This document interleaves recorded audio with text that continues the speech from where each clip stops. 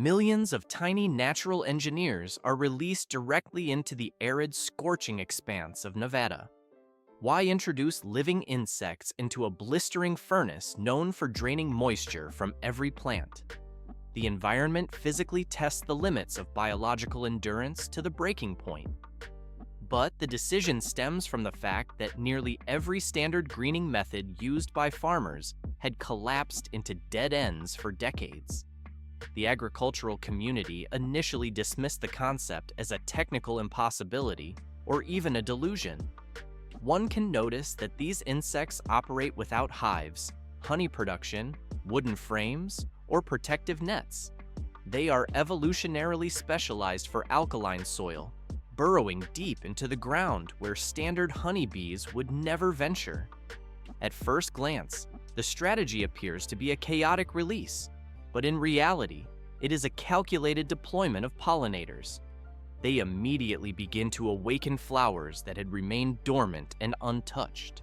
Within only a few weeks, the data showed a stunning breakthrough in plant reproduction rates. But this is just the beginning of the transformation.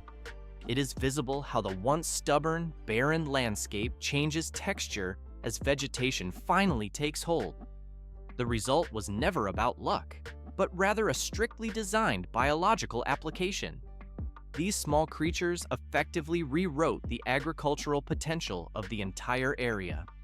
The cycle of growth proceeds now at a steady natural pace. Truckloads of bees rolled into the desert to confront a landscape that had become a riddle without an answer. The sun baked the ground into a hardened crust, sealing the earth under a layer of heat. Why did the entire region behave like a worn-out machine year after year? Ancient lake minerals spread across the soil like a thin, stubborn armor, but yield slipped away quietly, like grains of sand sliding through a hand, warning that this land was no longer willing to walk alongside agriculture. Yet within all that harshness, one plant refused to give up ground.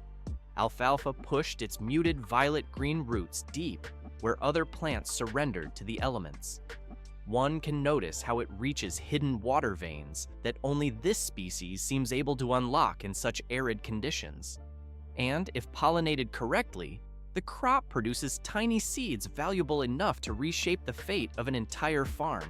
These seeds help the soil retain moisture, effectively slowing the desert's advance as if adding a new rhythm of breath to the landscape. But this is just the beginning of the challenge. The problem lay in the plant's own delicacy regarding its reproductive mechanism. At first glance, an alfalfa blossom looks like a standard flower, but in reality, it functions as a miniature slingshot concealed beneath its petals. The mechanism snaps open only under the right weight and the right force applied at the precise moment. Most bee species cannot tolerate that sudden physical pop against their bodies. Honeybees, hard-working as they are, avoid the discomfort entirely, while smaller bees simply aren't strong enough to activate the trigger. The result was fields of purple and full bloom, beautiful but technically useless. Farmers counted flowers more than seeds, and each light, half-empty bag became another reminder of the land's stubbornness. 2023 marked the moment when everything reached its breaking point. Nevada's soil grew more alkaline each year, while crops weakened and production costs rose to unbelievable levels. Modern agricultural solutions that worked elsewhere fell apart when applied to this uniquely challenging ground. And the cruelest irony lay in the biological history of the region. The only bee species capable of triggering alfalfa's bloom mechanism had nearly vanished from the wild. Chemicals and human disruption had swept away the population, leaving it mentioned only in a few faded lines of old research notes. Nevada had become a door locked from the inside, and what no one realized was that the key to opening it had been lying right beneath their feet all along, hidden in the very salty soil that most farmers dismissed. The alkali bee waited as a solution many had once scoffed at as foolish. Thousands of research papers sat frozen in dust within the dimly lit confines of an old university storage room. Many experts had once scoffed at the idea of searching here, dismissing the effort as foolish. But in the long, weary months when Nevada's farmers believed they had tried everything possible, an unexpected discovery emerged from the archives. Why would a scientist turn to vague scribbles from the past to solve a modern crisis? One can notice how the silence of the room contrasts with the urgency of the situation, because the answer lay hidden in a forgotten biological record. The year 1970 was marked on the yellowed page that finally caused Martinez to freeze in place. One can observe a detailed reference to a specific strange species of bee that had once lived on this very land. This bee did not make honey, did not build wooden hives, and did not gather into colonies like the European honeybee. Instead, it lived underground, carving tiny, intricate tunnels through the alkaline soil humans had long considered an enemy of agriculture. But this is just the beginning of the revelation. The bee's landing behavior triggered the alfalfa flower's tiny slingshot mechanism with eerie perfection. Its specific weight and body size provided the exact force required for pollination, a feat no other species could perform. At first glance, the absence of this bee seems like a mystery, but in reality, it was caused by the introduction of harsh chemicals in the latter half of the 20th century. Consequently, the soil was disturbed, the delicate tunnels caved in, and the food sources vanished along with the bees. Could a tiny bee, erased from human memory, be the key to unlocking a door Nevada had been pushing against for so long? Dr. Martinez sat in silence for several minutes. The solution had been beneath their feet for decades. Transition to the next level of the investigation was now inevitable. The possibility of revival remained the only question left to answer in the quiet room. Tens of thousands of dollars in underground infrastructure lay buried beneath a single patch of desert soil to support a risky experiment. When the discovery of the bee species was brought to the meeting table, a heavy silence fell over the research team. No one dared to articulate the conclusion aloud immediately. Yet the data drove everyone to the same realization regarding the failing alfalfa fields. If the harvest depended on a specific biological key to set seed, and the bee acting as that key had vanished because humans altered the ground composition, the solution was singular. The environment had to be recreated exactly as nature had originally designed it. Why would engineers deliberately introduce salt into fertile soil, seemingly ruining the land for traditional farming? At first glance, this action appears to contradict every known agricultural standard practiced in Nevada. But in reality, making the soil saltier is the only way to mimic the precise home the alkali bee once chose for itself, ensuring the return of the pollinator. This requirement triggered a chain of complex technical adjustments to the Earth's structure. The soil had to be loose enough to allow bees to dig intricate tunnels, yet firm enough to ensure those passages did not collapse. Subsurface moisture needed to remain stable to prevent flooding the surface level. Salt was spread at a specific concentration calculated to discourage other insects while preserving the ideal conditions for the bees. But this is just the beginning. One can notice how the prepared corner of the farm transforms into a white, salt-crusted patch, resembling a miniature salt flat.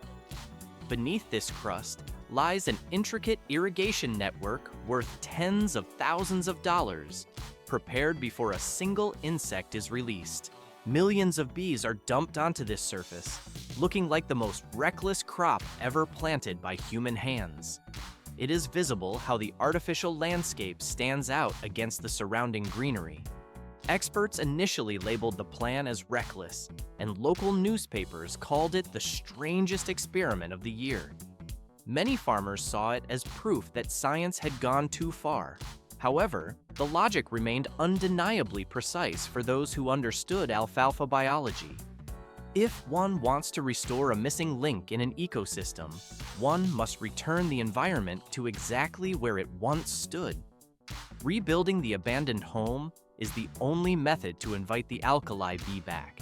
Thus, under the bright Nevada sun, the gleaming white soil takes shape as an invitation to a species forgotten by time. The decision to release the bees stands as the final barrier before a potential new chapter for the region's agriculture.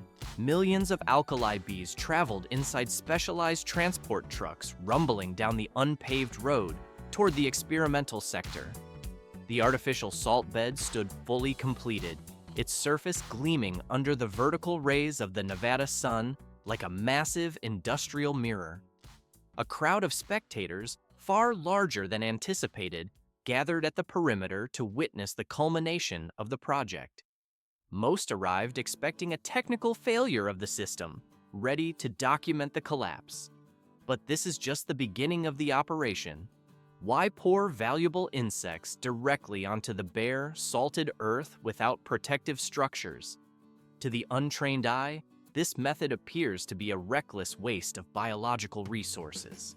However, the absence of wooden hives and frames forces the alkali bees to recognize the soil as their natural habitat and begin excavation immediately. Workers begin tilting the transport crates, and one can notice how the insects cascade to the ground like a stream of dark, living sand. Millions of tiny black specks cover the blistering surface of the salt flat. There is no traditional apiary equipment here, only the calculated interaction between the biology of the bee and the chemistry of the soil. The scene was recorded and transmitted instantly, sparking a chain reaction of criticism across digital networks. It gets more complex further on. Public observers laughed, interpreting the experiment as a sign of total incompetence. Industry experts appeared on broadcasts, claiming the swarm would not survive more than 48 hours in such exposed conditions. Newspapers printed bold headlines declaring the method a step backward for agricultural engineering. At first glance, it seemed the project had collapsed into absurdity, but in reality, the core data remained inaccessible. A small group of alfalfa specialists stood apart, ignoring the noise. And this is not the limit of the tension. They knew that true verification lay beneath the crust, where success or failure depended entirely on the microscopic tunnels. It is visible how the surface remains static while the decisive processes occur in the depths where no camera can reach. Nevada entered a phase of quiet waiting to see if the bold gamble would yield a permanent solution. Zero visible changes appeared on the surface of the salt field during the first days following the release. To an observer standing on the ground, the bold plan seemed to have vanished into the earth without a trace. But beneath the layers of soil, an entirely different narrative was quietly unfolding in the dark. In the humid depths, the alkali bees began executing a biological program honed over thousands of years. Why did they choose these specific points for their excavation? The desert floor appears uniform to the human eye, offering no obvious cues. But guided by soil compaction and the faint scent of minerals, the bees pinpointed exactly where moisture rose from the underground irrigation system. They read a geological map that humans had never seen. They dug with mechanical consistency, avoiding the chaotic scrambling typical of other ground nesting species. One can notice how the insects carved precise arc-shaped burrows that formed near-perfect circular tunnels. Each passage maintained an almost identical depth and width, adhering to a strict architectural standard. From these main corridors, they hollowed out tiny brood chambers, lining the walls with pollen and nutrient-rich secretions. But this is just the beginning. Inside these sealed vaults, they placed their first eggs as the foundation of the colony. At first glance, the hard salt crust on top seemed like a barrier that would hinder them, but in reality, it acted as a perfect natural shield.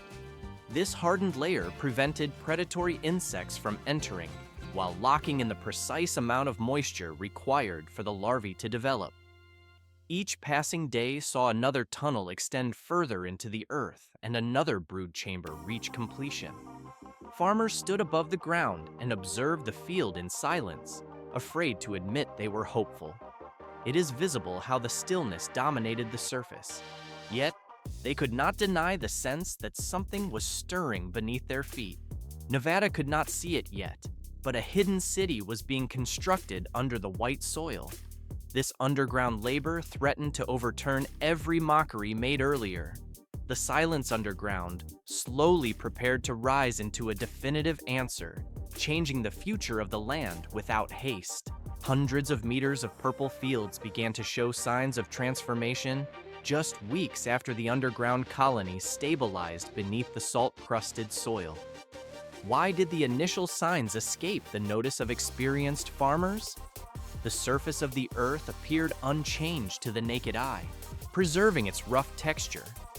But a closer look at the alfalfa blooms revealed that the population of hovering insects had risen far above any previous year. It seemed as if a hidden gate had been unlatched, allowing a torrent of life to pour into the crops. But this is just the beginning. Observers knelt down in the furrows to study the mechanics of the interaction between the bees and the blossoms. At first glance, pollination appears to be a gentle exchange, but in reality, alfalfa flowers utilize a violent, spring-loaded column that strikes the pollinator. Ordinary honeybees often avoid this impact, landing cautiously to steal nectar without triggering the plant's reproductive system. The alkali bees, however, struck the petals with the exact weight and force needed to activate the mechanism. One can notice how the keel snaps upward against the insect's chest and abdomen, coating it in a burst of fine yellow pollen. The bees did not retreat from the blow, but continued their work with relentless momentum. They hurled themselves from one flower to the next without pausing, driven by an instinctual persistence. From a distance, the purple expanse rippled with waves of movement, looking as if the land itself was breathing. Scientists realized that the pollination efficiency of this species surpassed all others known to agricultural science. It gets more complex further on. Because the bees' foraging range extended wider than predicted, no part of the field was left untouched. Flowers rapidly swelled and transformed into heavy pods, promising a dense internal structure of seeds. Early summer winds filled the valley with a thick, sweet scent as the harvest machinery rolled into position. The usual tension of the season was replaced by a heavy silence, as if the crew sensed a shift in the natural order. The first bags of seeds were lifted by hydraulic arms, immediately sparking whispers along the line. The density of the product was palpable even before measurement, and this is not the limit. Yields climbed to 3 and even 4 times the long-term average for the state. Areas that were once considered barren produced figures that experts had previously declared impossible for the climate. Therefore, the tiny tunnels beneath the salty crust succeeded in rewriting the agricultural future of the entire region. The landscape did not rely on miracles, but on the forgotten capabilities of native species.